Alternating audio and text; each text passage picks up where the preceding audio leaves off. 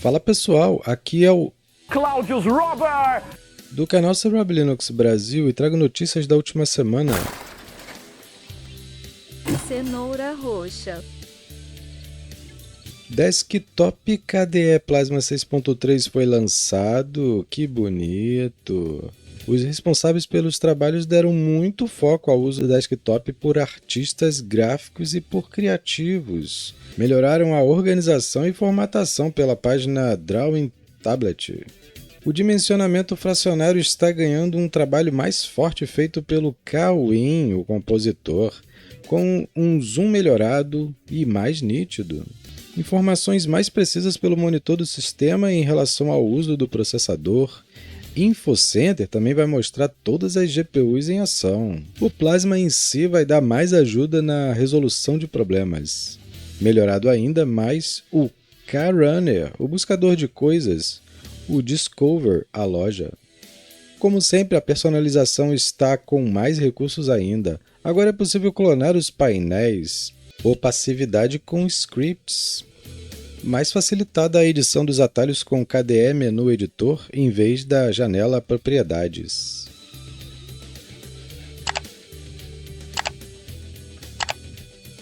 A distro Linux Netrunner 25 Shock ROM foi lançado. Uma nova versão depois de 2 anos e continua sua trajetória como base no Debian. Parece que realmente é uma distro feita especialmente para os que já usam.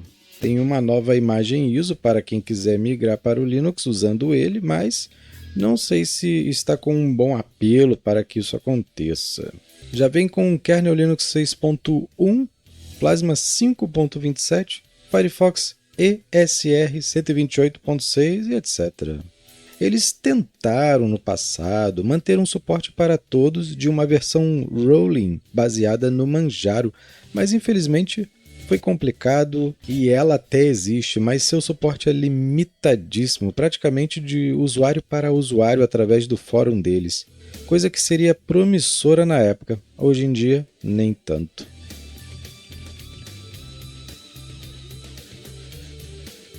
Endeavour OS ganhou uma nova versão, Mercury. Os responsáveis pela distro não costumam dar números para as versões, somente codinome. Eles estão informando que as grandes atualizações terão um hiato maior, o que já foi notado da versão anterior para esta. Com ele você já usará o mais recente kernel Linux 6.13, XFCE, o desktop 4.20, aquele que já vem com o suporte ao Wayland. Firefox é o mais recente, 135. Mesa 3D dos gráficos é a versão 24.3.4-1, uma versão estável mais recente. O driver NVIDIA proprietário é o 570.86.16, que é a última versão beta. Eles estão disponibilizando, então é sinal de que roda bem. Todos os desktops disponíveis virão com o padrão tema escuro. Problemas com instalação no modo BIOS Legacy resolvidos.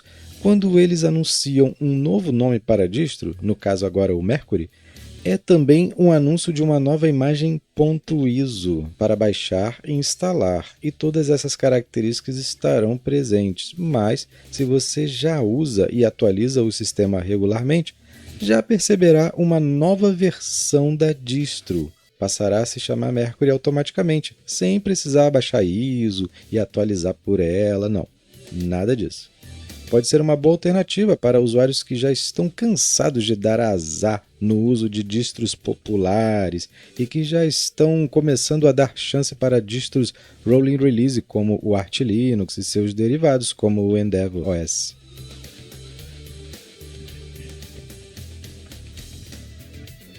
Nova versão do Wine, praticamente a primeira versão não estável do ano, 10.1, mas você consegue usar sem muitos problemas, mas não espere excelência. Com essa versão você tem correções de certificados root para Battle.net, o lançador da Blizzard para jogos dessa empresa fora da Steam. Melhorias no provedor de impressão, o driver Bluetooth está sendo mais lapidado ainda. Foram corrigidos 35 bugs no total. O áudio no jogo StarCraft 2 estava quebrando. O OpenGL Extensions View 4. Alguma coisa, um aplicativo .NET 4.0, né, falhava ao iniciar com o Mono, que é o .NET para o lado do Linux, e foi criado justamente para suprir a necessidade de instalação do .NET versão Windows. O jogo Final Fantasy XI Online estava com vazamento de memória quando o Wine é compilado com a flag -G-MNO-AVX. E também estava travando com falha de página não tratada quando abria este jogo.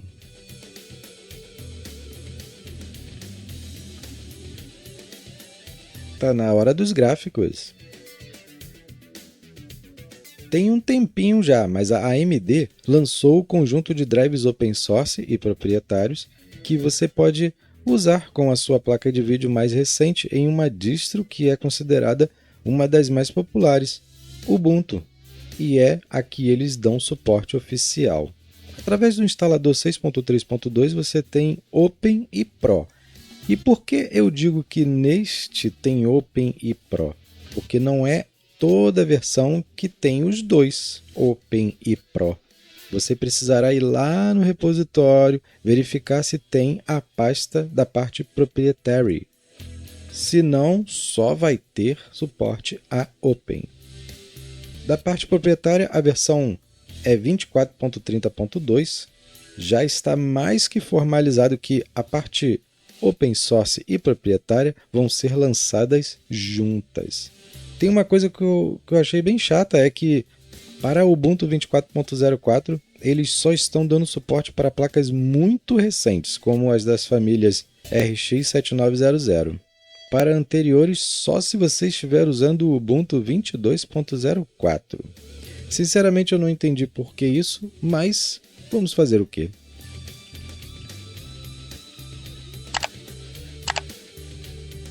Mango HUD 0.8.0, depois de um ano da última versão final.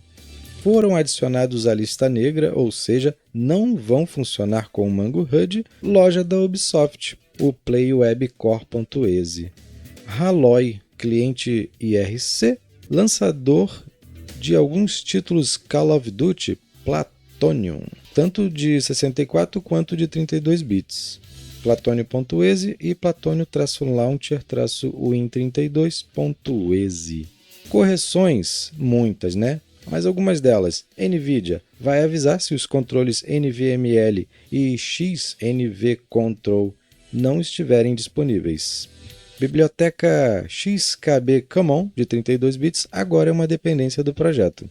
Adicionadas dependências ausentes para OpenSUSE. Refatorado cálculos métricos de FPS. Mudanças. Várias GPUs podem ser exibidas, mas com o parâmetro GPU_list e GPU_dev, você pode especificar uma delas, ou só duas, ou só três.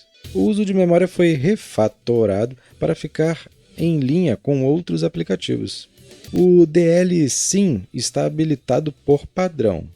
Mango HUD, _DLSym, tudo maiúsculo, igual a 0 para desabilitá-lo. A camada Vulkan do Mango App foi excluída. Era um projeto que era teste e não está mais em desenvolvimento. OpenGL Shin, SRIM, chamada de API, será pré-carregado, primeiro em vez da biblioteca OpenGL em si, né? Então, SRIM primeiro, OpenGL depois. Ele verifica se há um contexto OpenGL para conectar antes de carregar o Mango HUD. Isso deve resolver alguns travamentos.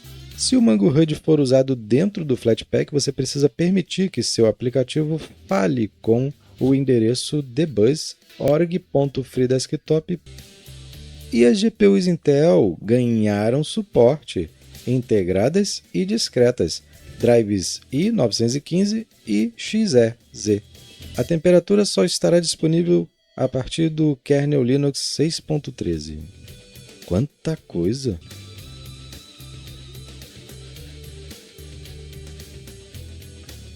Antes de continuar, peço para que você se inscreva no canal, ative o sininho, dê like no vídeo, dê um hype no vídeo também. Sim, e é importante você fazer esses procedimentos para que toda semana você receba as notificações de novos vídeos. Agora os jogos. Alô, Rod Linux. Rod Hat Chili Peppers. Rod Linux para grande. Rob. Alô. Novo Proton GE Custom 9-24.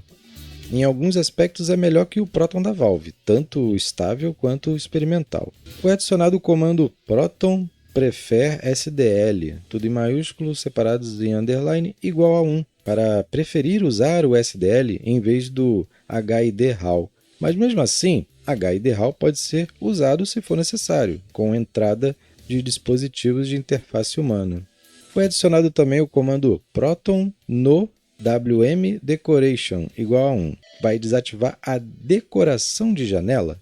Isso aí é um problema complicado, que alguns jogos acabam perdendo o foco do mouse e do teclado quando o cursor clica em algum lugar da tela que o jogo não detecta. Atrapalha todo o andar da carruagem. Já presenciei isso.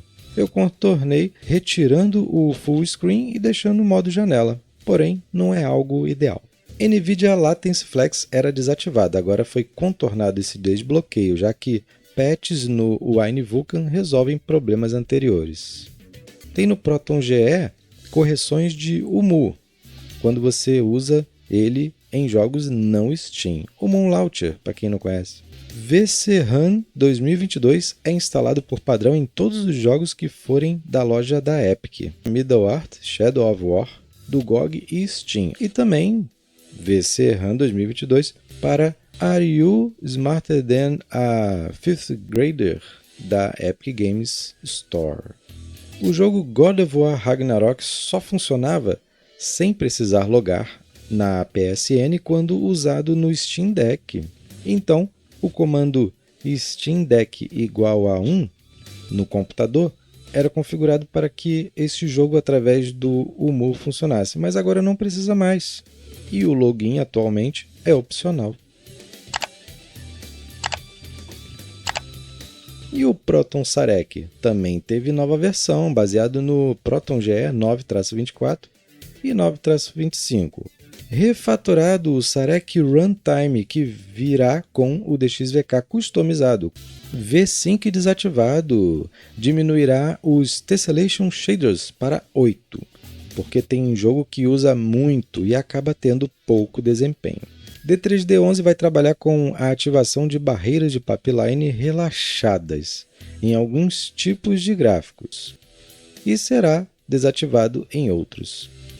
Deve melhorar o desempenho e pode evitar glitches.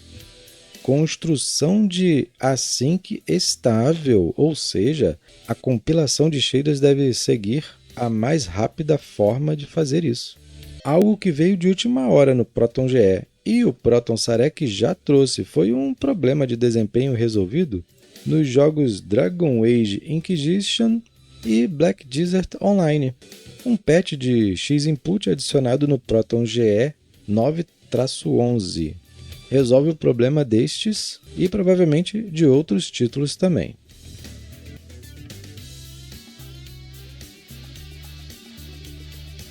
Os jogos nativos para Linux feitos pela Valve Portal 2 e Left 4 Dead 2 precisaram de uma atualização para voltarem a funcionar no Linux. Portal 2 eu não sei, mas Left 4 Dead 2 é um online muito jogado atualmente. Pelo que eu já vi acontecer algumas vezes, esses jogos precisam ser atualizados de tempos em tempos para rodarem em versões mais recentes do Linux. Um dos maiores culpados é um tal de glibc. Algumas vezes ele recebe atualizações que inibem determinadas instruções que programas usavam em versões anteriores do glibc e que deixam de usar em versões posteriores. Semana que vem tem mais Rob Linux Notícias. Um grande abraço a todos!